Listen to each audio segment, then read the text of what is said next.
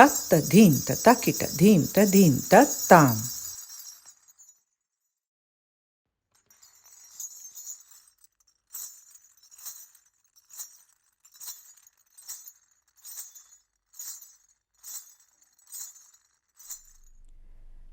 When we approach Indian philosophy as a spiritual practice, the archetypal dimensions of the practice become really important.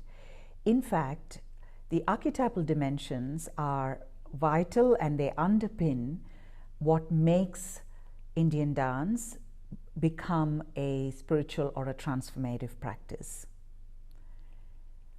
Archetypes meaning in Indian dance refers to two different aspects of it, the feeling constellations and the physical constellations. By constellation, I mean where there is a coexistence of multiple elements in the same moment. Now, these elements may not always be congruent, and that is what makes a constellation quite complex and multidimensional. In other words, it's almost impossible to make a story out of a constellation.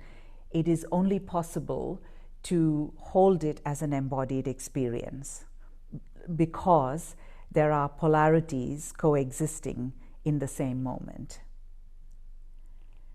So the feeling constellation is called the Rasa practice. And the Rasa practice is where feelings become archetypal practices. Let me give you an example to show you how this works. In our ordinary lives, we feel anger. Now that is called krodha in Sanskrit. And this is the anger that we know about. We have a name for it. We have stories about it. We know why generally what makes people angry, how people express their anger, and we also have a value about it. Generally it is felt that anger is not a good thing, that it needs to be controlled and it's destructive. Anger or krodha as a rasa becomes raudra. Raudra is ferocity, it's rage, it's fury, and there is something elemental about raudra.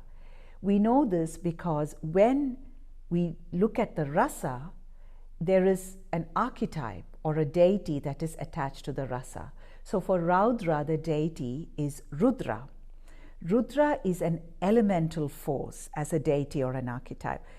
Rudra is the force of thunderstorms unleashed. It's the force of an uncontrollable forest fire.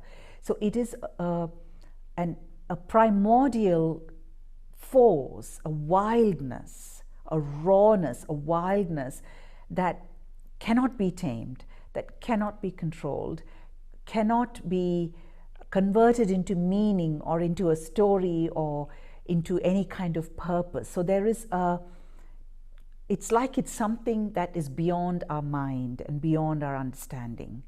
So that is the ferocity of Rudra.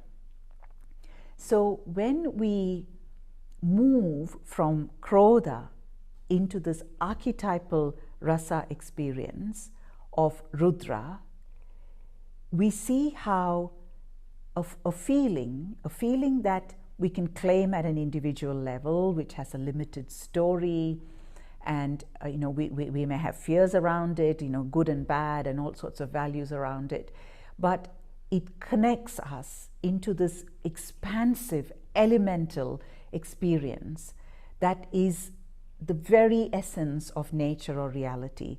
So the proposal in Rasa, as it is in the philosophy that underpins Indian dance practice, is that everything in us, even at the most subtle level of our feelings, is of the same essence as reality.